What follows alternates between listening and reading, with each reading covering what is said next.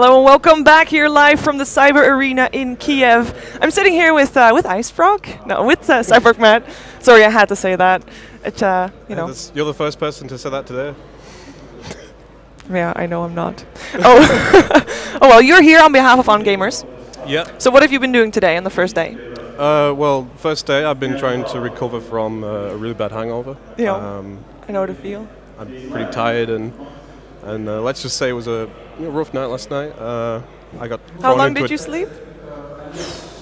See, you're asking for figures, and I can't give you any figures right now. No, I landed here last night, thrown into a taxi, and then dropped off in the middle of nowhere, which turns out it was actually a bar. So I still had I didn't even check into a hotel, and I was already at a bar. But what can you expect? You're in Ukraine, it's Starladder, and I do enjoy my drink. Yeah, and this evening, are you planning on making it like yesterday? Vlad said, prepare for 5-day party week. I didn't get that memo. Let's see how it goes, and yeah, maybe. I don't think Vlad's going to be all too happy about him saying that, because he apparently is ill. He has a fever. So he was also drinking. Yeah. And he has a fever. Okay. Oh, is that kind of fever? Yeah. Okay. It's a party fever. So what else have you been doing here, like for work? What have you? Work, the serious stuff. No, I've done a couple of interviews today. One with RTZ, one with Vansco. Obviously going to be doing more whilst I'm here. I'm kind of sharing production with Starladder. They've been very kind to help us out because we had some last-minute issues with a video editor, so they've been helping me out. Okay, and let's just do the plug. Like, where can people find the interviews? Those should be up either later tonight. No, later tonight or tomorrow on ongamers.com. Okay, well, good for people to know where to find those. What are you doing right now? Like, as in, you work for On Gamers? I don't know. That's a really good question. No, but like you work for On Gamers? Yeah, so I do, obviously primarily Dota 2 coverage. Yeah. I'm trying to expand into doing interviews with the players and people from the scene, as well as just general coverage of the game. With the extra stuff I do on the side, like patch stuff, and I have side projects. What does a typical day in the life of Cyborgmatt look like? A standard day. Yeah. Okay. Well, I mean, lately there's been so many tournaments on, and I can't really afford to miss any matches. You need to be always on top of the ball. Like, you need to be, well ahead, and know your stuff basically. So usually it's a lot of meetings and work stuff, and watching games, and occasionally get to enjoy a nice LAN like this. Watching games is a very tough life. Yeah, I'm super lucky. Like, I always pinch myself every morning. I really enjoy my job. It's a lot of people, don't enjoy their jobs. Yeah. Yeah. And if you can get in a job that you enjoy, and it's really rewarding. Yeah. Well, talking about that, you enjoy what you do. Apparently, Reddit does not enjoy what you do. What's going on there? Can you tell us what happened for people that might not have heard about it, or what's going to happen? Early in the week, the On Gamers domain got banned from Reddit, and as a side effect of that, a lot of accounts got shadow banned, mine included. Slasher, Foreign, a Counter-Strike guy, and some League of Legends stuff. And basically, when you're shadow banned, Reddit still appears normal to me, but nobody can see me on Reddit. You can still post? I can post, but nobody sees it. It doesn't exist. I don't exist on Reddit. Okay. And so when that happened, we had no prior communication with Reddit or anything like that. It kind of just came out of the blue. No warnings? No warnings, no nothing like that. Okay. Obviously, if we were approached and said, hey, you're doing this wrong, we would obviously change things immediately.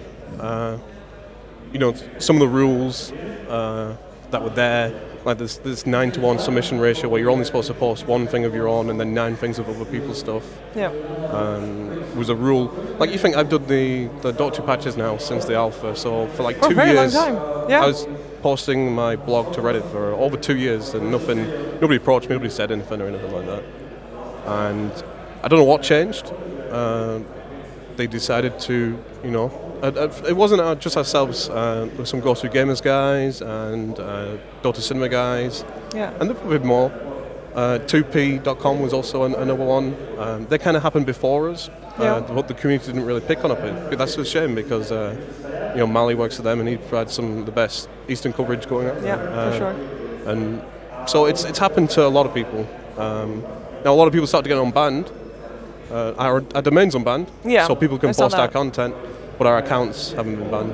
Are you in contact at all at this point? Yeah, we've left messages and said so they basically, there was a couple of things. It was us posting too much of our own content. Okay. And then it was also tweeting links, Reddit links. For upvotes or no, not even asking for mentioning upvotes or anything, just tweeting a Reddit link. I mean, for me, there's always a lot more discussion in a Reddit thread than on forum posts. Than on anywhere else, like on a forum or on this is true. Like it's really hard to get people to sign up for like a new site and then start posting comments and doing all that. Whereas with Reddit, you already have a community there. Like with my patch posts, it's like when I post my own patch post, whenever someone leaves a message, I get a notification. I can open that up. Hey, this guy's got a question. It's a good question. I answer the question and help him out. It's a super easy way for me to keep track of things. Yeah.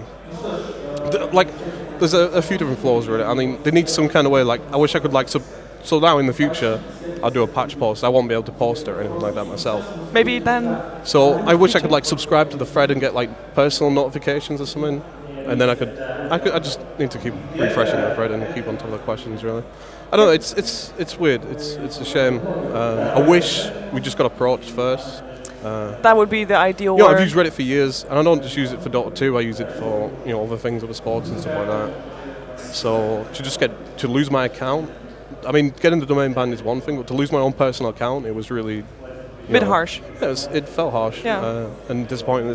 It's like disconnecting you from a large community, basically. Do you know if you're going to get your account back? I don't know. We're still waiting for admins to respond. Okay. Let's hope for the best. Are other people's personal accounts unbanned? No, so our other accounts, like Slasher hasn't got his account back, and from what I know of. Yeah. And it's just the domain name so far? Just the domain, yeah. That's actually annoying. We have no quarrels with other people posting our content. Of course, we'd enjoy that.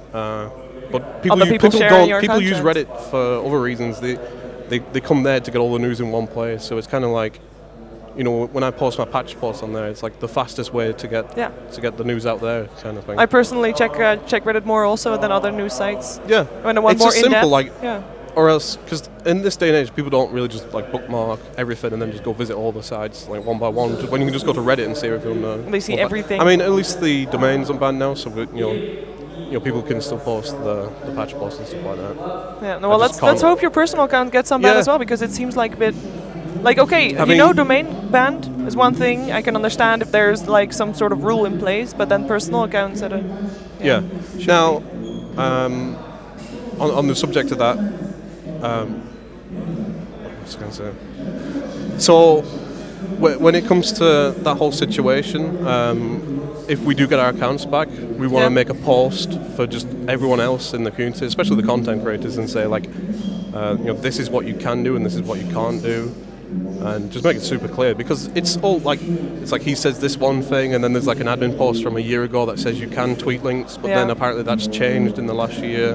I'm tweeting links every day. I don't know, I don't know. I can completely see where they're coming from. It's completely understandable. I mean, Reddit's only run by a handful of people, so getting in touch and the communication lines open, it's quite difficult. So lately on Reddit, like you mentioned, you showed me a picture today. Mm-hmm. Someone was suspended from Dota for a very long time. Yeah, one of the topics on there today is about these hacks. Yeah. Now, the picture I posted was just one from the thread. The Wi-Fi here is really poor. You can tell. Yeah, I know. Unfortunately. So I could only just grab that image really quickly and put it up. Apparently it's a couple of weeks old or something, that image, but it still applies. One of the main features of this hack is showing the old circles, the display range. Yeah. Now, the only way you can do that is by unlocking the value, and so basically that value is locked. You can't the game doesn't let you change that. Yeah. Because it's now classed as a cheat. Yeah, that's the game. So if a hack is offers that feature to show you the display circle, that immediately means they're messing with the memory and unlocking that value from an external program. And as soon as anything like that starts happening, you're going to get VAC banned. And it might not happen straight away. VAC's very smart. Obviously, there's, they try and keep as many. They try and keep the cards close to the chest and not really talk about it too much. But like, VAC bans don't happen instantly. They could happen like 2 weeks from now, 3 weeks from now, and it's just a way to people like. You get all these people using this new version of this hack, and then like all of a sudden, 3 months later, like everybody that did that, loads of people get banned, and you get more people in that net, and than any other way, really. Yeah. Now a lot of people are worried. They were tweeting me saying, "What about AFK matchmaking? There's that program that lets you ready up from your mobile Yeah, if you're not that's at the new computer." too. I saw that. That's not going to get you VAC banned. More cases, it's like VAC looks for very specific things, and something like that's not going to get you banned. Okay. Well, I see that the game is about to start. So next game, IG Navi. I think a lot of people are looking really forward to it, including myself. Before we hand it over to Merlini and LD, predictions? This game is super important for Navi. If they don't win, there's a good chance they'll end up in the lower bracket. If you end up in the lower bracket, you're going to have a long day tomorrow. Best of ones. And it's very vicious. So they obviously prefer winners bracket. Same thing goes for IG though. I mean, they have another bigger chance tomorrow. Yeah. But they don't have a loss to their name just yet. I mean, IG's, Navi. They've really delivered so far. They've been looking really strong. A lot stronger than what I thought they would look, to be honest. And I see a Mr. David in my corner of my eye and Officer Woo. Oh, I think people hear that. So yeah, we're going to give it over to LD and Merlini. Thank you for joining me. Yeah, no problem. And see you next time. See you guys. Bye-bye. esportsbets.com, a unique place for true gamers. The only place to bet on esports events. You know your way around a competitive gaming scene and are willing to take a risk? Watch regular broadcasts and earn real money. esportsbets.com, foresight, passion, and calculation.